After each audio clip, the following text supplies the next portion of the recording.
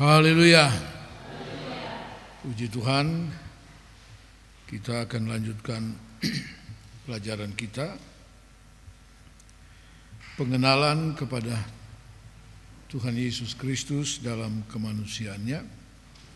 Kita sudah sampai kepada bagian pengenalan dalam hal pelayanannya.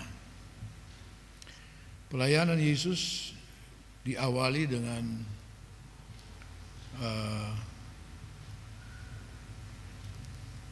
ketaatan kepada kehendak Allah dalam hal memberi diri dibaptis dalam air, kemudian dia dipenuhkan dengan Roh Kudus. Artinya bahwa pelayanan tanpa Roh Kudus itu akan sia-sia, ya, akan sia-sia. Pelayanan tanpa ketaatan kepada firman Tuhan, kepada kehendak Allah, akan tidak berkenan kepada Tuhan. Setelah Yesus dibaptis sebagai bukti ketaatan Yesus kepada kehendak Allah dalam menggenapkan kebenaran Allah, kemudian dia dipenuhkan dengan Roh Kudus. Roh Kudus membawa dia ke padang gurun dan di sana dia berpuasa 40 hari 40 malam. Kita sudah pelajari setelah tujuan daripada puasa itu sendiri adalah untuk merendahkan diri, ya, merendahkan diri, untuk mematikan segala keinginan daging. Itu tujuan daripada puasa. Baru kemudian, ya, kepentingan lain daripada puasa itu untuk memohonkan sesuatu yang merupakan pergumulan, ya, pergumulan kita kepada Tuhan, mengkhususkan diri sepenuhnya untuk apa yang kita gumuli. Setelah selesai dia doa puasa selama 40 hari 40 malam, iblis pun datang kepadanya, ya. Dan itu ada di dalam rencana Allah, ya, rencana Allah, ya. Kita sudah pelajari kenapa Yesus harus dicobai oleh iblis. Dia adalah manusia 100%. Ya, sehingga dia bisa dicobai oleh iblis, ya, untuk membuktikan Yesus adalah manusia yang sempurna, yang tidak dapat berbuat dosa dan yang tidak berbuat dosa, ya. Yang terakhir adalah apa maksud cobaan daripada iblis itu adalah membuktikan bahwa Yesus mampu mengalahkan keinginan kemanusiaannya. Apa yang ditawarkan oleh iblis kepada Yesus yang merupakan bentuk-bentuk pencobaan itu adalah untuk memancing keinginan manusiawi, ya, dalam 3 hal: keinginan daging, keinginan mata, dan keangkuhan hidup. Dan Yesus mampu mengalahkan itu. Ya. Itu awal daripada pelayanan. Ya. Tuhan dapat mempercayakan kita suatu pelayanan kalau kita sendiri mampu mengalahkan keinginan daging ini. Sehingga dalam pelayanan itu kita mampu mengesampingkan segala bentuk keinginan daging yang bisa merusak pelayanan kita. Karena itu kemudian Yesus dalam Injil Matius pasal yang ke-16 ayat 24, Yesus katakan, barang siapa yang mau mengikut aku, dia harus menyangkal diri, pikul salib, dan ikut aku setiap hari. Ya. Karena Yesus sudah melewati itu sebagai manusia. Nah, jadi bukan iblis yang dikalahkan, Yesus mengalahkan keinginan dirinya sendiri melalui cobaan dari iblis. Nah, kemudian selanjutnya kita melihat setelah Yesus selesai dengan cobaan daripada iblis, mari kita membuka dalam Matius pasal yang keempat, ayat 12 sampai ayat 17.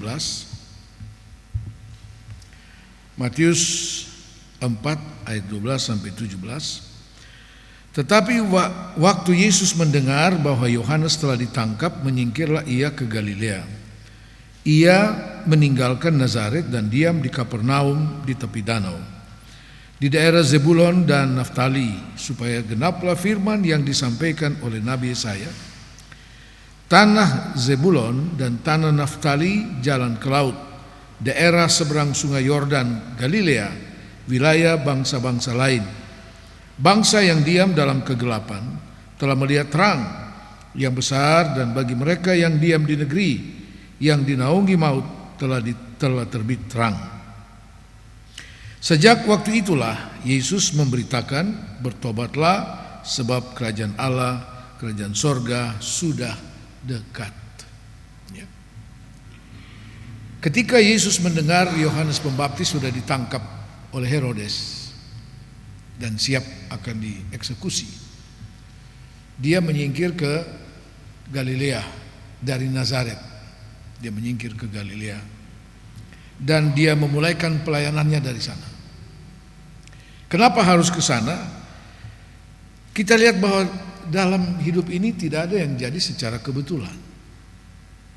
Ya. Ketika Yohanes ditangkap, bukan Yesus takut karena dia ditangkap, ya. Tapi Yesus baru memulaikan pelayanannya. Ya. Dia menyingkir, dan dengan menyingkirnya dia ke Galilea justru menggenapkan firman Tuhan, sehingga dikatakan supaya genap firman Allah yang disampaikan oleh Nabi Yesaya, bahwa yang akan mendapatkan pelayanan pertama-tama daripada Yesus adalah dikatakan mereka yang diam dalam gelap, ya. Yang diam dalam kegelapan telah melihat terang yang besar, dan bagi mereka diam di negeri yang dinaungi maut.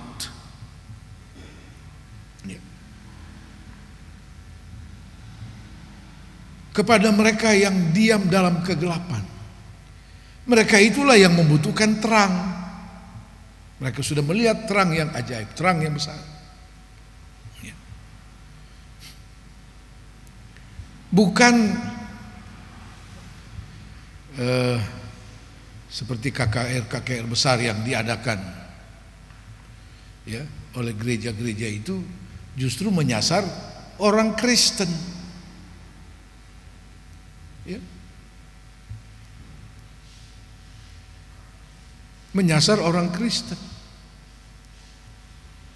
yang notabene orang-orang yang sebenarnya sudah percaya. Yesus memulaikan pelayanannya yang dikatakan orang-orang yang diam di bawah maut, yang dikuasai oleh iblis dengan mautnya. Itu yang menjadi sasaran pertama pelayanan Yesus.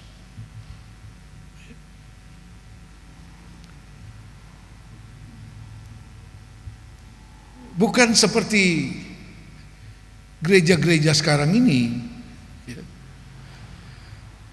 bikin KKR di kalangan orang percaya, yang kuncinya keributan, ya, keributan. Nah, berita pertama dalam pelayanan Yesus ayat 17 Sejak waktu itulah Yesus memberitakan, bertobatlah sebab kerajaan sorga sudah dekat. Ya. Ini berita pertama dan berita utama daripada Yesus. Dalam pelayanan Yesus adalah pertobatan. Ya. Pertobatan. Kata pertobatan ini ada 110 kali dicatat, mulai dari Kejadian pasal 6 sampai kitab Wahyu. Ada 110 kali dicatat dalam Alkitab tentang pertobatan. Mulai dari Kejadian pasal 6.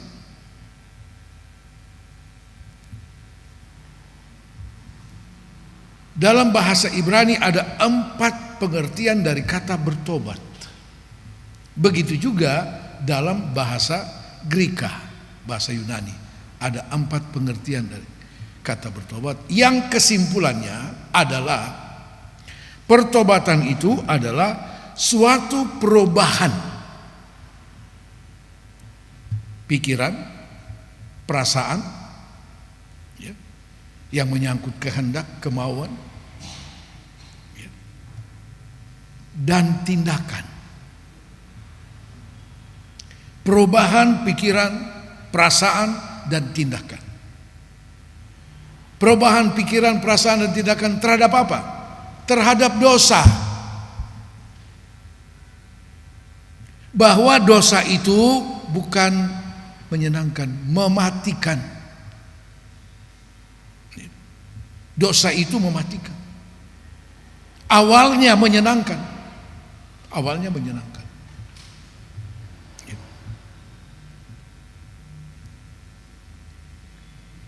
Jadi pertobatan itu merubah pikiran seseorang, merubah sikap seseorang dan perasaan kepada suatu pemahaman dosa itu mematikan. Kemudian juga adalah pertobatan adalah pemahaman, perubahan sikap terhadap pemahaman bahwa manusia hanya membutuhkan satu juru selamat. Manusia membutuhkan juru selamat. Sebab tidak ada manusia yang bisa menyelamatkan. Kesadaran itu akan membawa seseorang kepada suatu penyesalan. Itu kesimpulan inti daripada pertobatan. Nah, jadi kepada bangsa-bangsa yang diam di dalam kegelapan, yang dinaungi maut ini, Yesus memberitakan tentang pertobatan. Untuk diselamatkan dari kegelapan, untuk diselamatkan daripada maut itu, pertobatan. Meninggalkan hidup yang lama, berbalik kepada Tuhan dengan perubahan sikap, pikiran dan perasaan seperti yang sudah saya sampaikan. Nah itu inti pelayanan daripada Yesus. Berita utama Yesus adalah pertobatan. Yang sebelum Yesus, Yohanes Pembaptis pun berita utamanya adalah pertobatan. Pertobatan. Sehingga Alkitab menulis bahwa Yohanes Pembaptis itu, Yesus sendiri katakan tidak ada nabi yang lebih besar dari dia. Tetapi Alkitab juga mencatat Yohanes Pembaptis tidak sekalipun membuat mujizat. Tidak. Dia sangat konsisten dengan pemberitaannya adalah pertobatan. Dan berita pertobatan inilah yang membawa dia dipancung oleh Herodes. Karena dia berani menegur Herodes tentang perselingkuhan. Berita pertobatan itulah yang membawa Yohanes Pembaptis kepada kematiannya. Tetapi dia begitu konsisten dengan pemberitaannya.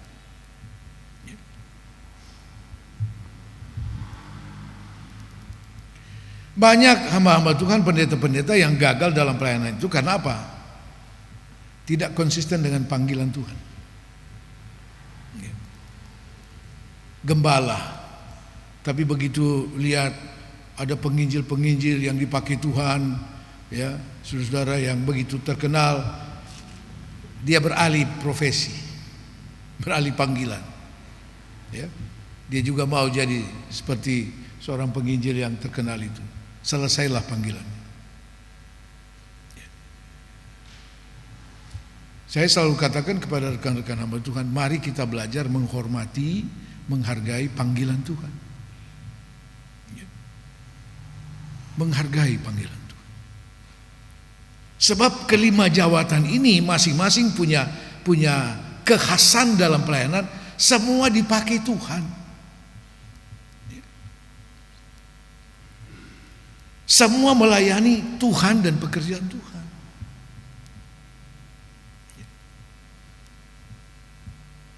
Bagaimana kita punya pembantu rumah tangga di rumah kita masing-masing, yang kepada mereka punya keahlian masing-masing, tetapi ada pembantu yang mau rangkap semua.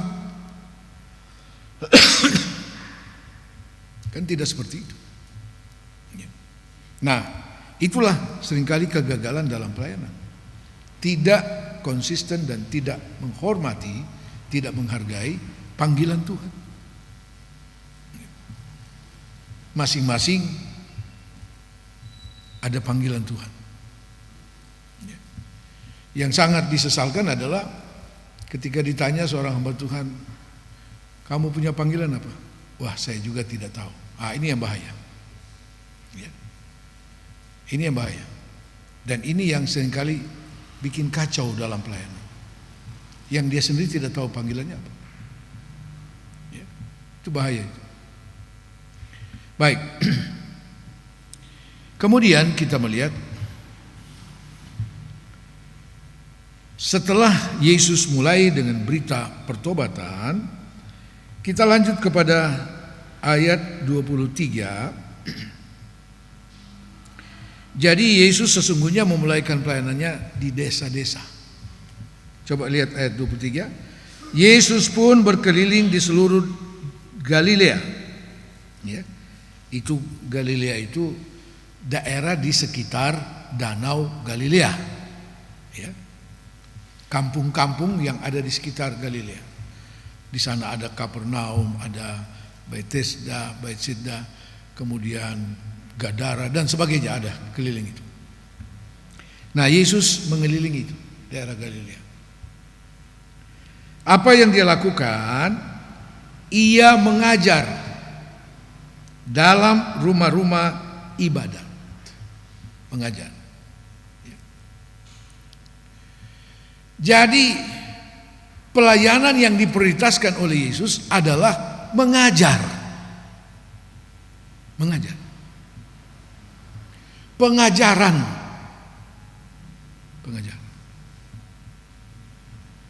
Kepada siapa? Kepada bangsa Israel, umat Tuhan. Dia mengajar di rumah-rumah ibadat. Dalam istilah orang Israel disebut sinagog. Karena bait Allah itu cuma ada satu di Yerusalem. Tetapi di semua tempat di seluruh Israel itu ada rumah-rumah ibadah. Kalau seperti orang Muslim apa? Musola ya, musola atau langgar apalah, seperti itu. Dari satu rumah ibadat ke rumah ibadat Yesus mengajar. Sebab yang pasti yang datang ke rumah ibadah itu adalah orang Israel, bukan orang kafir, orang Israel. Dia mengajar. Artinya apa? Pengajaran ini sangat penting. Sangat penting bagi setiap umat Tuhan, bagi setiap orang percaya. Jangan cuma sampai kepada sudah menjadi percaya. Tidak. Kita perlu pengajaran. Sebagian besar waktu dari pelayanan Yesus adalah mengajar. Dia mengajar. Baru kemudian dikatakan dan memberitakan Injil Kerajaan Allah. Ini bicara tentang penginjilan. Penginjilan. Tetapi yang pertama-tama perlu adalah mengajar, pengajaran. Karena pengajaran firman Allah itulah, seperti sudah sering saya katakan, yang akan membawa kita kepada kesempurnaan. Pengajaran itu.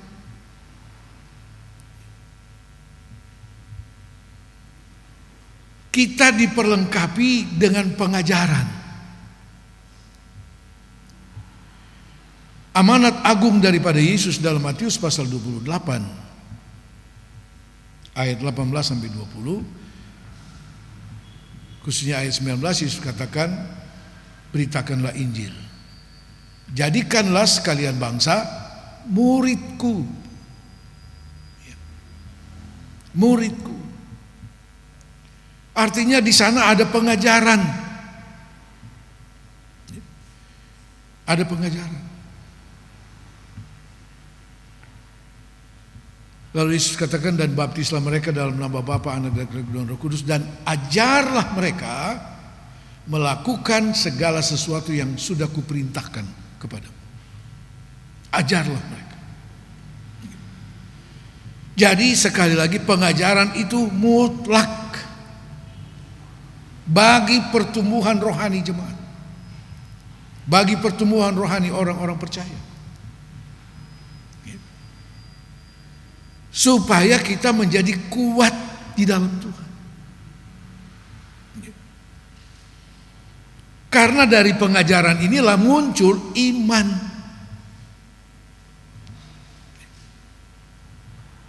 Datangnya iman dari pengajaran.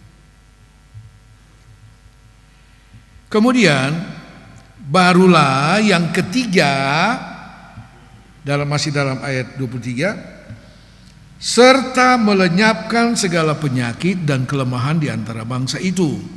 Maka tersiarlah berita tentang dia di seluruh Syria, dan dibawalah kepadanya semua orang yang buruk keadaannya, yang menderita berbagai penyakit dan sengsara, yang kerasukan, yang sakit ayan, dan yang lumpuh, lalu Yesus menyembuhkan mereka. Ya. Baru kemudian ada mujizat. Ya. Jadi bukan langsung mujizat. Ya. Pengajaran dulu, penginjilan dulu, baru ada mujizat. Ini mujizat-mujizat untuk hal-hal fisik.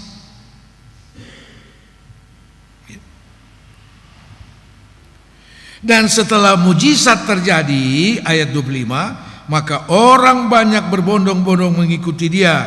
Mereka datang dari Galilea, dari Dekapolis, dari Yerusalem, dan dari Yudea, dan dari seberang Yordan. Kenapa orang berbondong-bondong? Ada mujizat. Rupanya kebiasaan ini sudah dari dulu sampai sekarang. Begitu bilang ada mujizat, waduh. Ya.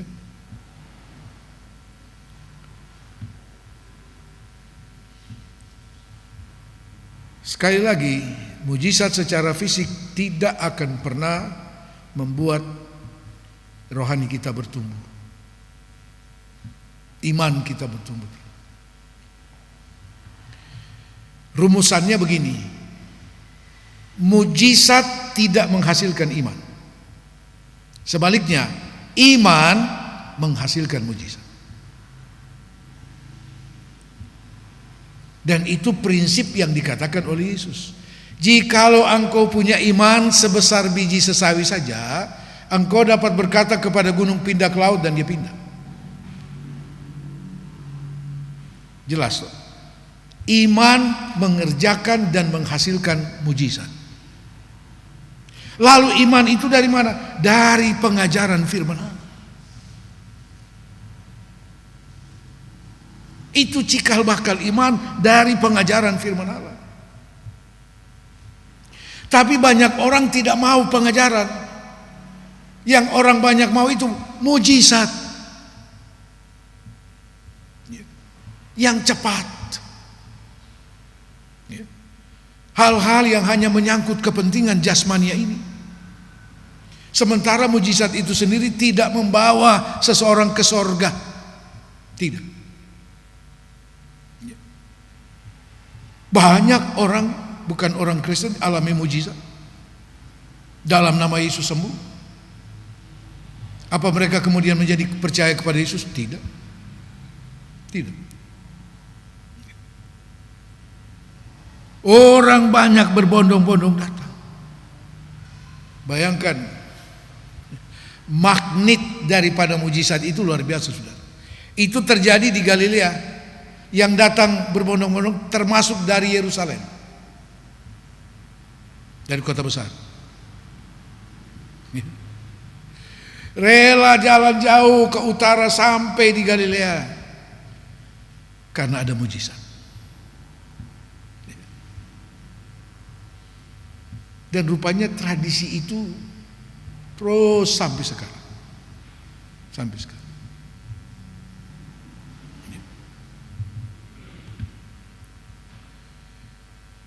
Itu yang bahaya.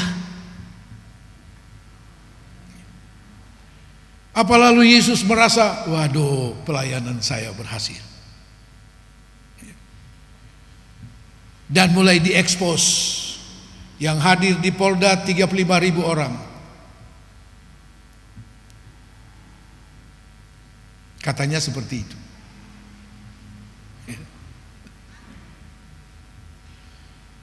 Saudara-saudara, Yesus tidak seperti itu. Bahkan sering Alkitab mencatat sering kali dia menghindarkan diri dari orang banyak.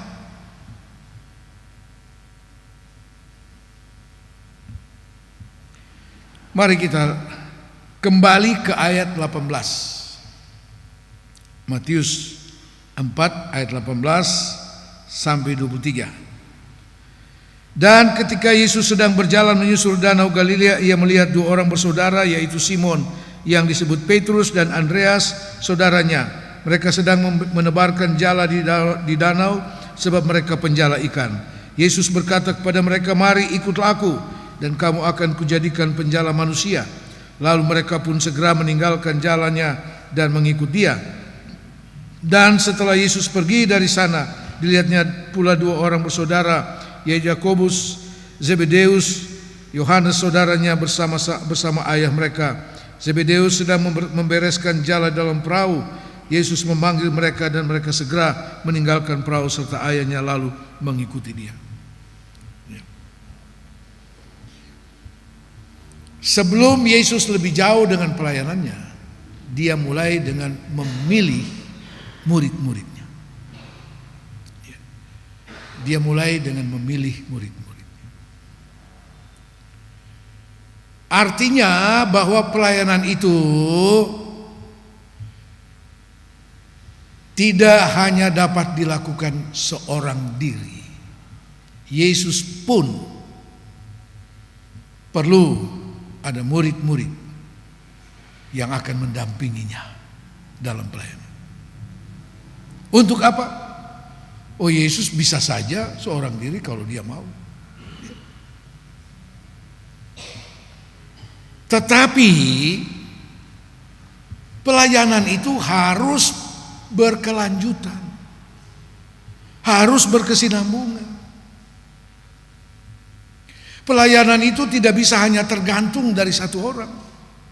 Ini makna rohani yang kita bisa pelajari dari apa yang Yesus lakukan. Karena pelayanan itu akan diteruskan kemudian setelah Yesus mati, bangkit dan naik ke sorga. Sudah ada murid-murid, rasul-rasul yang sudah terlatih begitu rupa untuk melanjutkan pelayanan itu. Jadi pemuritan itu adalah regenerasi pelayanan. Itu yang Yesus lakukan.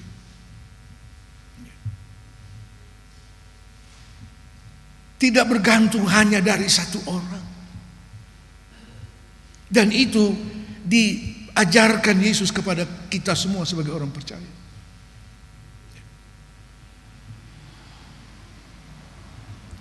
Ada satu contoh dalam kitab Keluaran, yaitu ketika Musa membawa orang Israel keluar dari Mesir, dan setelah ada di padang gurun, dan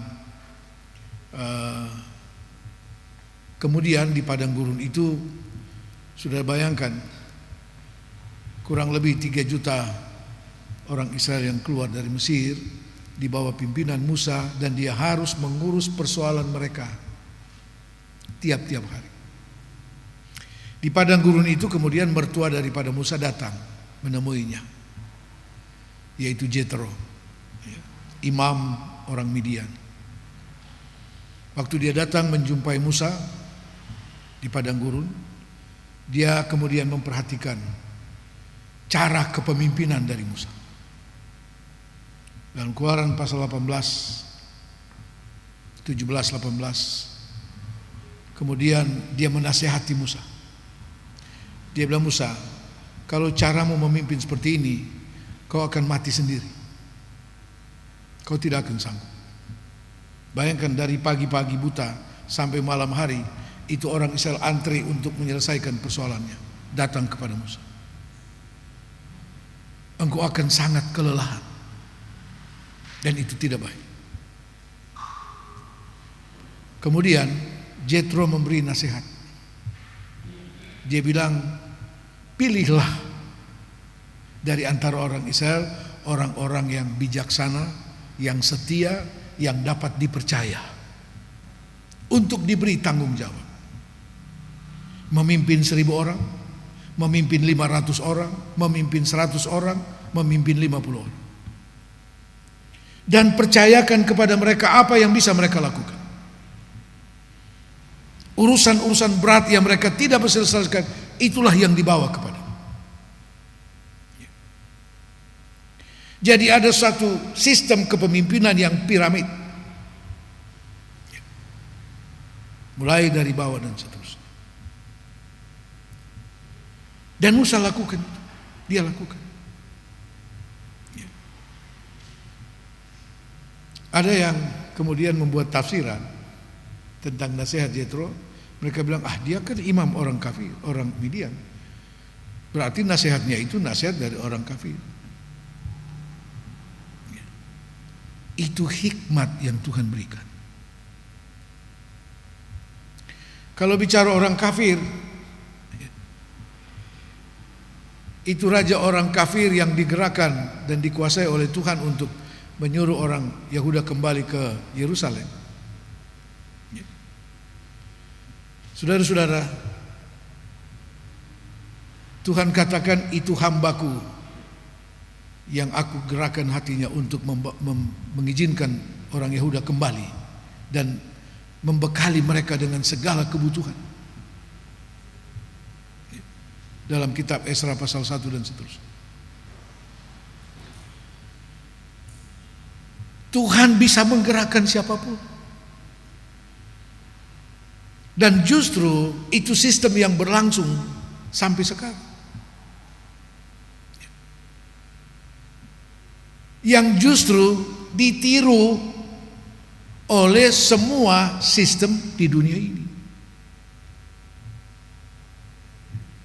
Sejarah membuktikan ketika ada seseorang yang mau menguasai segalanya, selesai dia. Selesai. Tidak akan berlanjut. Jadi sistem yang terjadi di dunia ini, dunia sekuler, itu belajar sebenarnya dari sistem Alkitab. Dan itu yang kemudian diteruskan oleh Yesus. Dia perlu murid-murid. Di awal pelayanannya saja dia sudah memilih 12 murid. Lukas pasal 6 Lukas pasal 6 ayat 12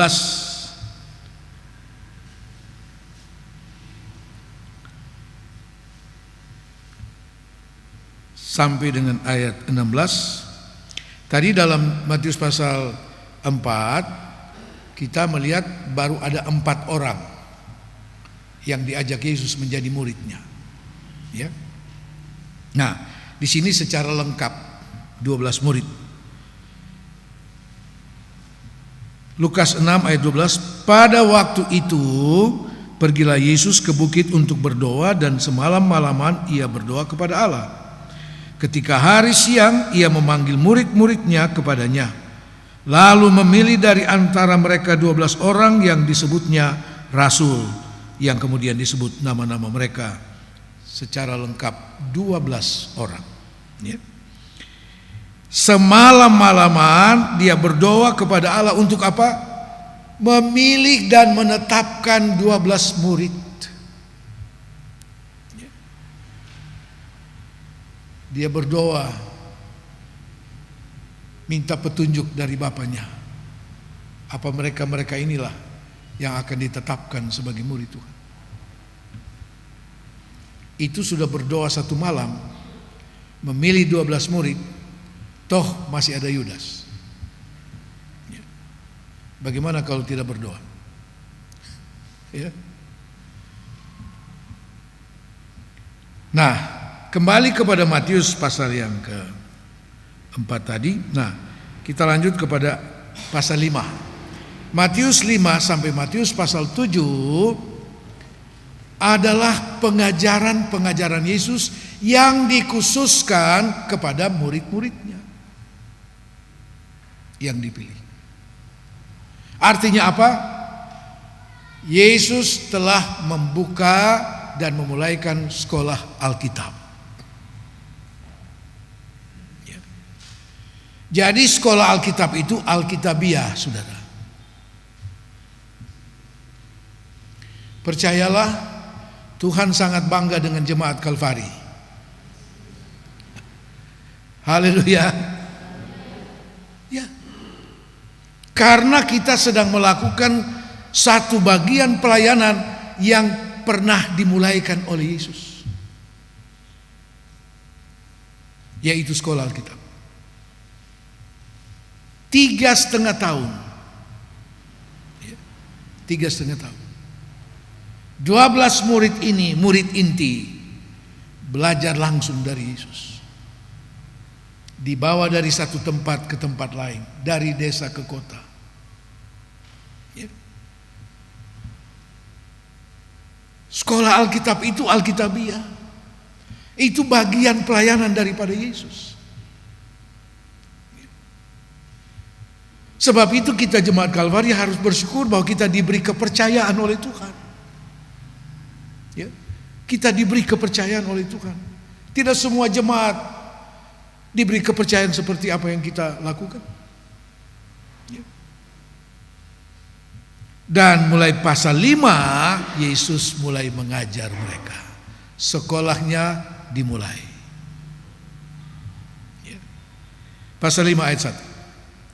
Ketika Yesus melihat orang banyak itu, naiklah ia ke atas bukit. Dan setelah ia duduk, datanglah murid-muridnya kepadanya. Maka Yesus pun mulai berbicara dan mengajar mereka. Ya. Yesus tidak langsung euforia karena dalam ayat 25 dalam pasal 4 dikatakan orang banyak berbondong-bondong mengikuti dia, datang dari berbagai daerah, datang dari kota-kota besar pun. Ya. Dia tidak hanyut dengan waduh orang banyak datang. Yesus tidak bangga dengan itu. Tidak. Ya. Justru karena ada orang banyak ini, maka terjadilah pasal 5. Yesus mengasingkan diri ke atas bukit, diikuti oleh murid-muridnya, dan dia mulai mengajar mereka. Dia mulai mengajar mereka tentang prinsip-prinsip kehidupan sebagai anak Tuhan. tentang prinsip-prinsip pelayanan dari pasal 5 sampai pasal 7. Banyak pokok yang diajarkan oleh Yesus.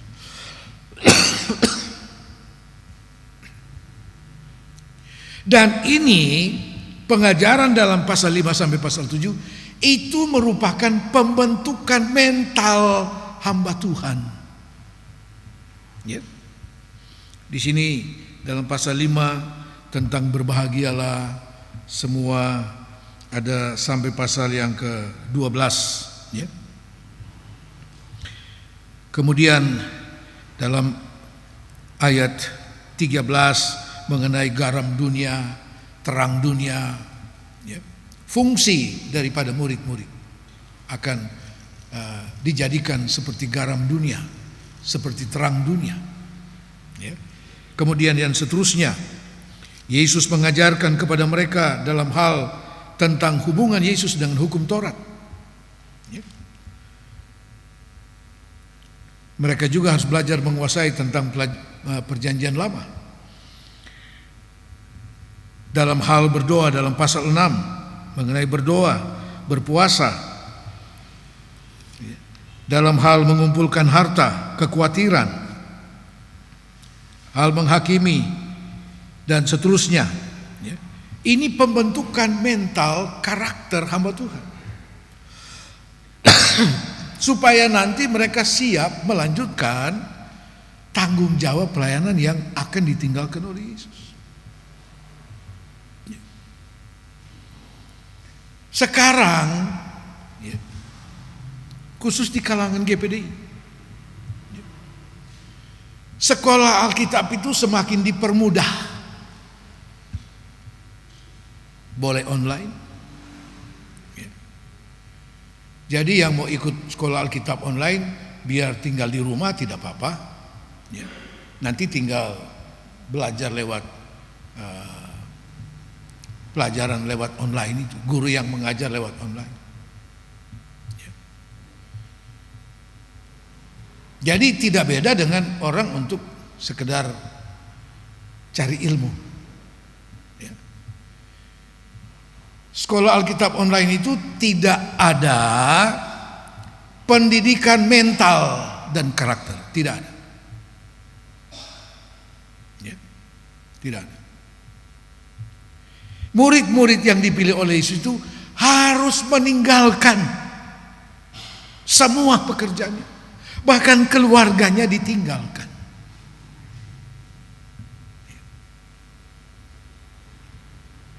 Jadi mereka khusus sekolah. Terus bersama-sama 24 jam bersama-sama dengan Yesus. Itu sekolah Alkitab yang benar.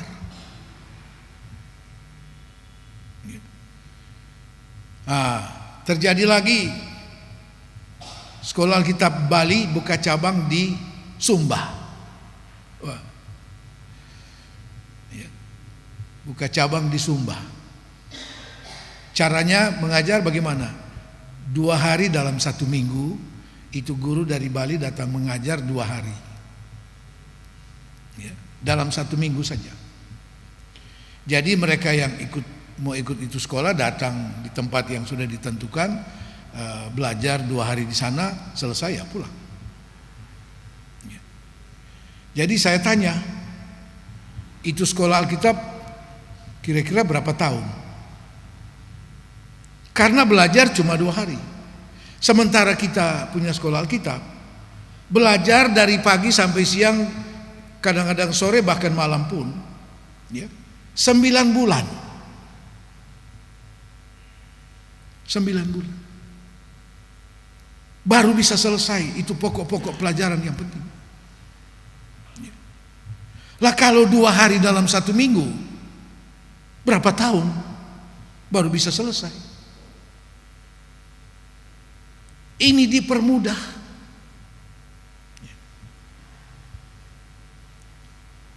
Yang begini-begini ini, mereka bilang sama saya, Om, katanya terobosan merusak sistem Alkitab, merusak. Alkitab tidak ajarkan seperti itu. Lalu tamatan dari sana dalam waktu 9 bulan itu dapat sertifikat dan sudah bisa jadi hamba Tuhan, jadi pendeta. Mari kita belajar dari prinsip-prinsip pelayanan Yesus. Itulah maknanya kenapa kita harus belajar mengenal Yesus, bertumbuh dalam pengenalan kepada Yesus, termasuk dalam pelayanannya, supaya kita pun jangan salah dalam melakukan pelayanan itu. Ya. Sebab tanggung jawabnya besar.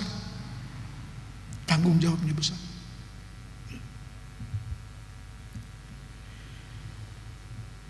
Jadi Yesus memulaikan pelayanannya dengan memilih murid-murid. Untuk apa? Melanjutkan tanggung jawab pelayanan itu ke depan. Dan apa yang ditetapkan Yesus pada waktu itu berlanjut sampai hari ini. Puji Tuhan, kita jemaat Kalvari diberi kepercayaan oleh Tuhan untuk mengambil bagian dari apa yang sudah dimulaikan oleh Yesus, yaitu sekolah Alkitab yang dapat menghasilkan calon-calon hamba Tuhan yang berkarakter Kristus. Katakan amin. Tuhan Yesus memberkati. Kita akhir sampai di situ dulu. Haleluya. Kiranya Tuhan berkenan memberkati rumah keluargaku. Apa yang telah Tuhan berkati, diberkatilah untuk selamanya.